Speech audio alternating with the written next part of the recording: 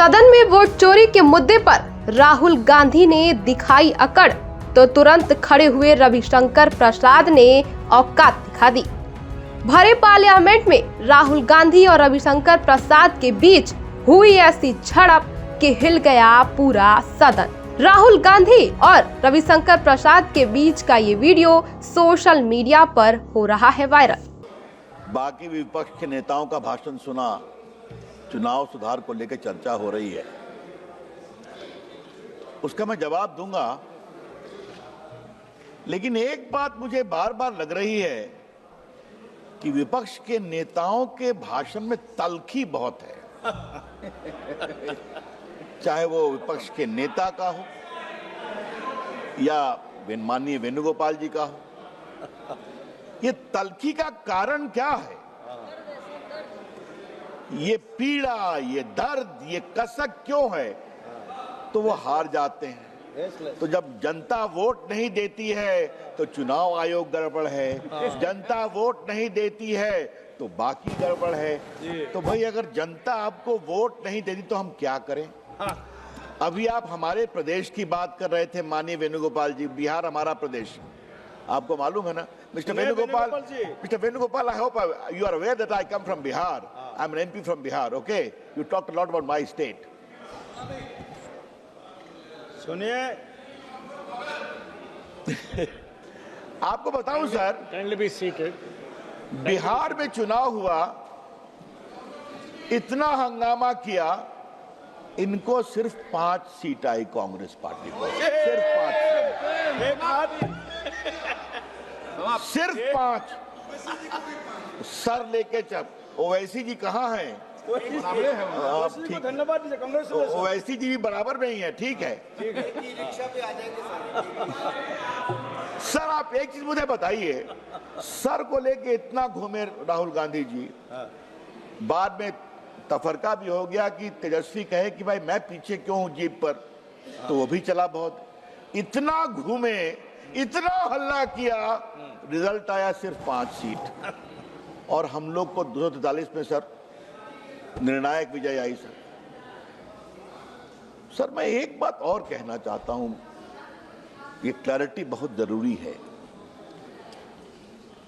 जनता आपको इसलिए वोट नहीं देती कि जनता ने नरेंद्र मोदी सरकार और नीतीश कुमार सरकार का काम देखा है, उनके काम के कारण वोट देती है, जिताती है। जब तक आप इसको नहीं स्वीकार करेंगे तो कैसे काम चलेगा?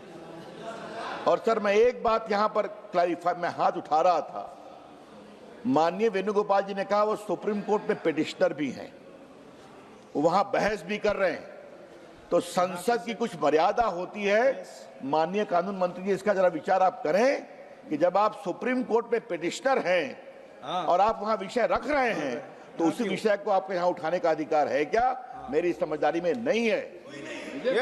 जब उन्होंने खुद स्वीकार किया, mister Venugopal, you mentioned before this honorable house that you are a petitioner in the Supreme Court about Sir and other illegalities. If that is the position, I am sorry, you should not have spoken on this issue at all. That is the norm of this parliament.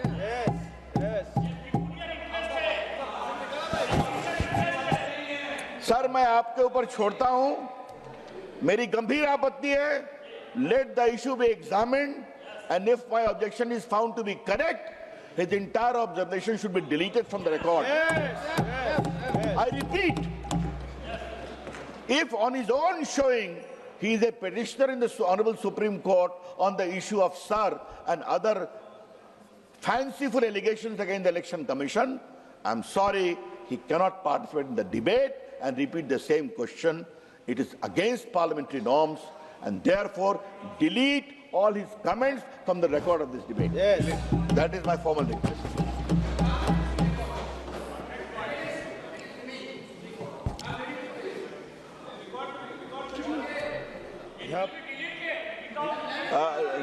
You should have moral. No, You should have moral. let the chair take a stand, please. Should go. I did not interrupt you, Mr. Venugopal. You are a very learned man. You are very eloquent man. Sir, You kindly are a very address- aggressive man. Sir, kindly address but the I chair. heard you patiently. Now you better hear me patiently. Sir, okay? kindly Yes. address the chair, sir, please. Sir यहाँ पर एक बात और जानना जरूरी है sir, क्या election commission तभी ठीक रहेगा जब वो जीतेंगे?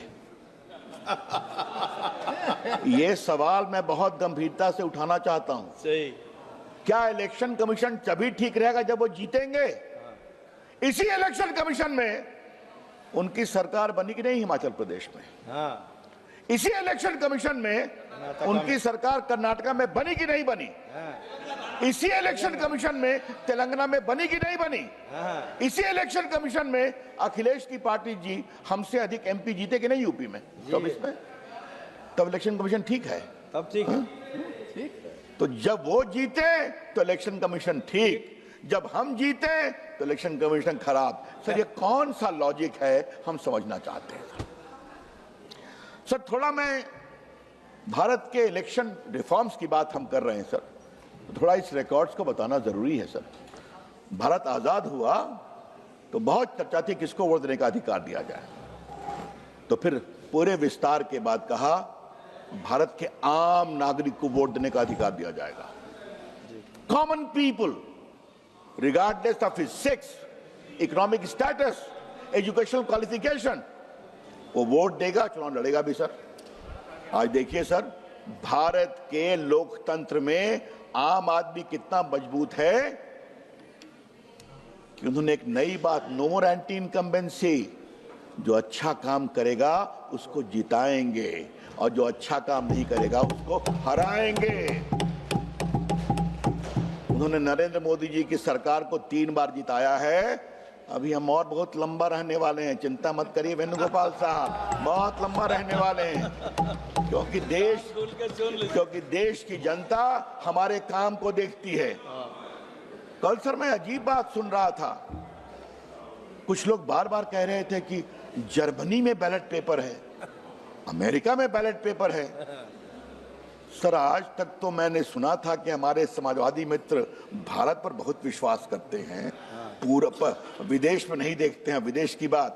क्या भारत की अच्छी बात हम दुनिया में बता नहीं सकते सर?